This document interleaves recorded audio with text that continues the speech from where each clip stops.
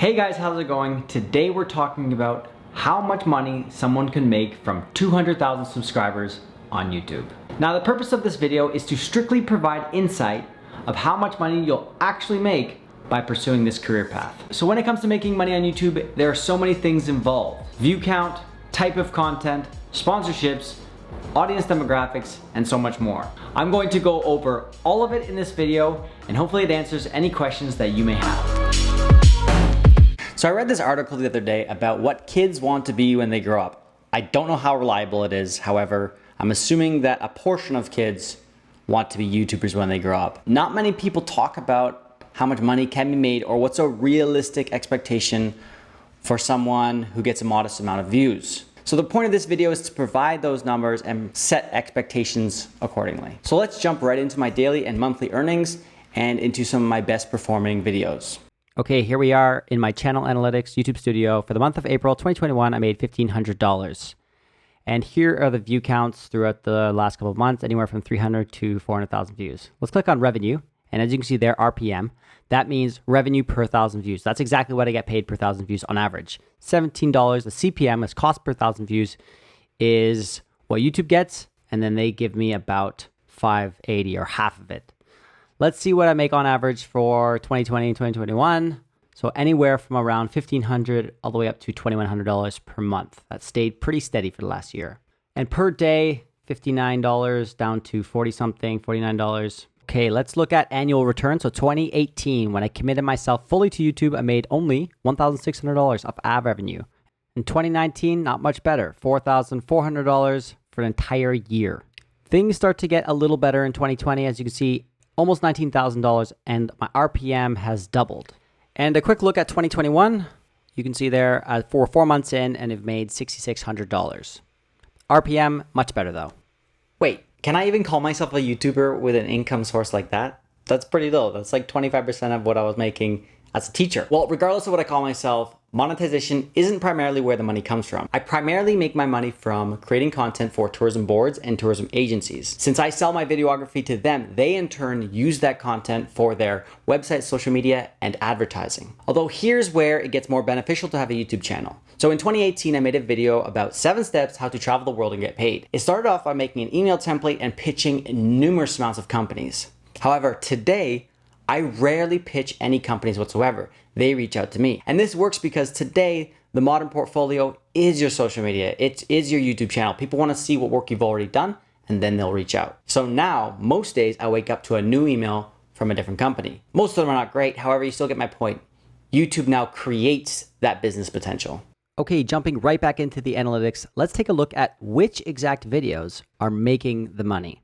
So firstly, let's click on a Final Cut Pro tutorial. As you can see there, this single video has gained 11,000 subscribers and made $8,500 from 695,000 views. So that's quite a lot. And if we look at the RPM, it's $12, which is really good. $12 per 1,000 views is a high RPM. Now you might be asking, why is it like that?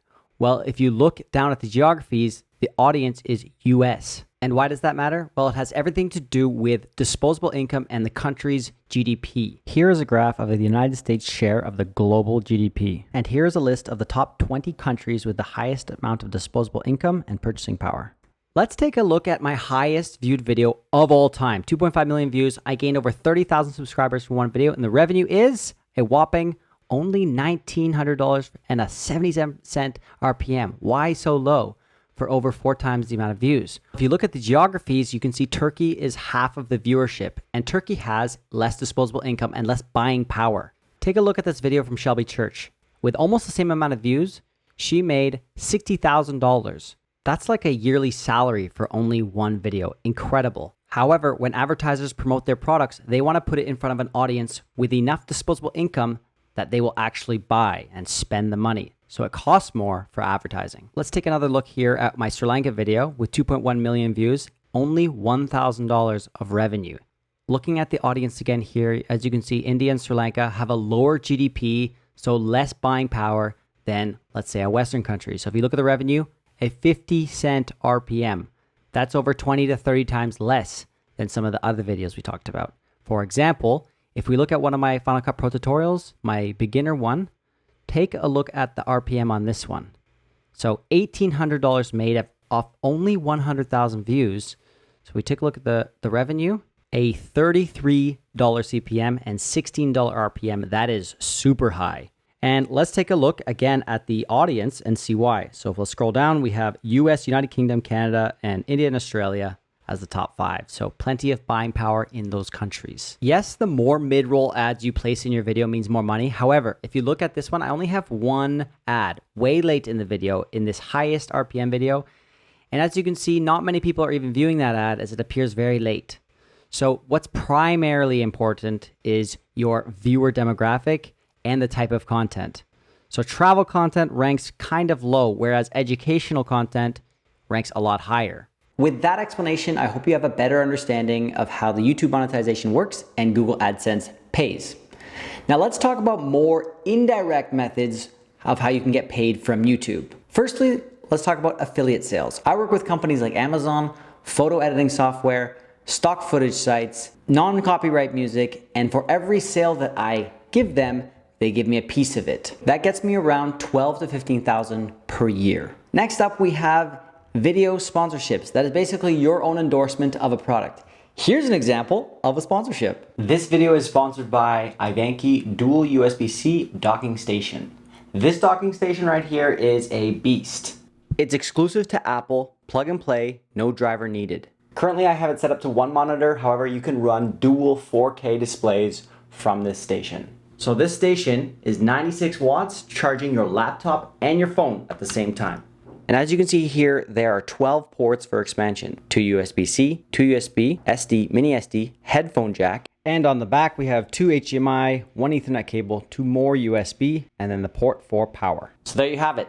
Ivanki Docking Station, the ultimate desktop and traveling setup.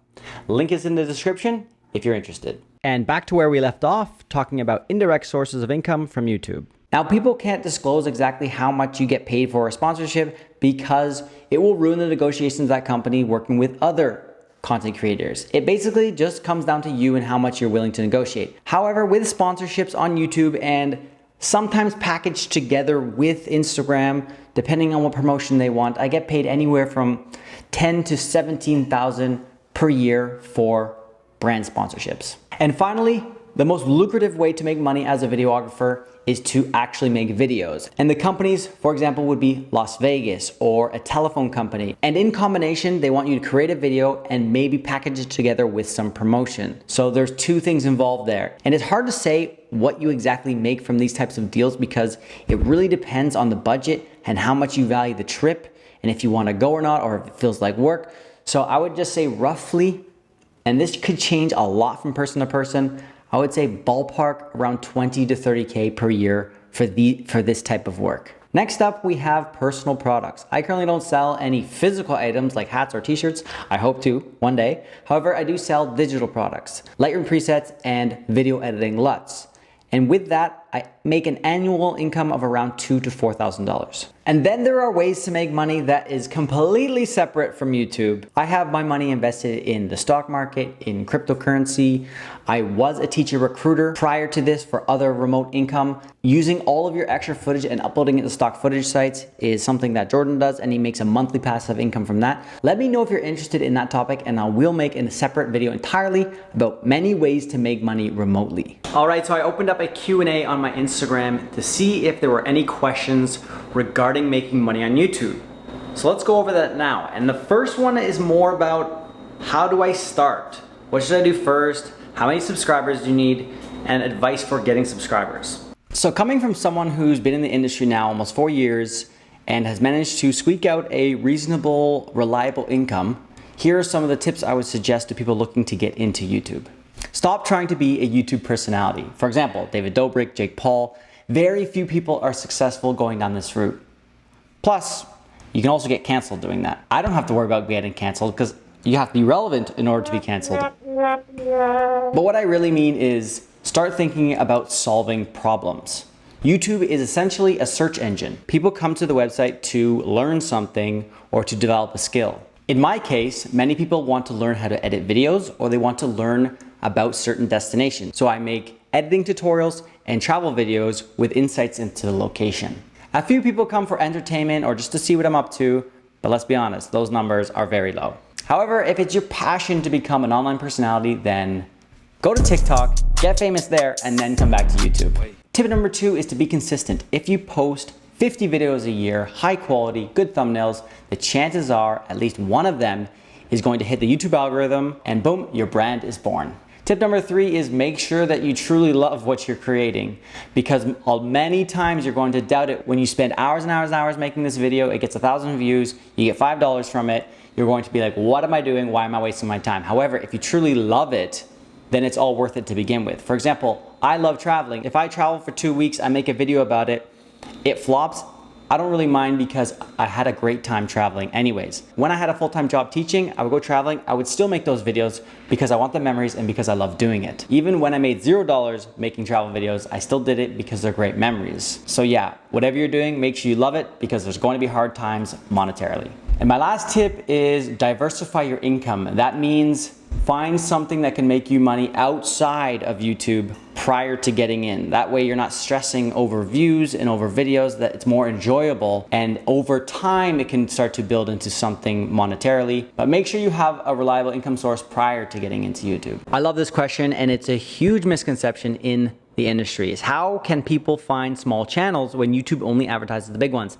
This is not true, because the videos that went viral for me was when I was a very small channel and I didn't have any sort of following whatsoever. YouTube promotes videos with a high ratio of watch time.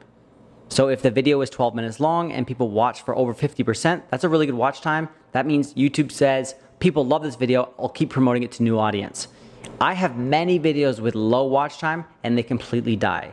So people won't find those videos. So is YouTube your main moneymaker? Not Insta or TikTok? Wow, TikTok. I make $0 with TikTok. Why do I do it? I don't know. It's pretty fun.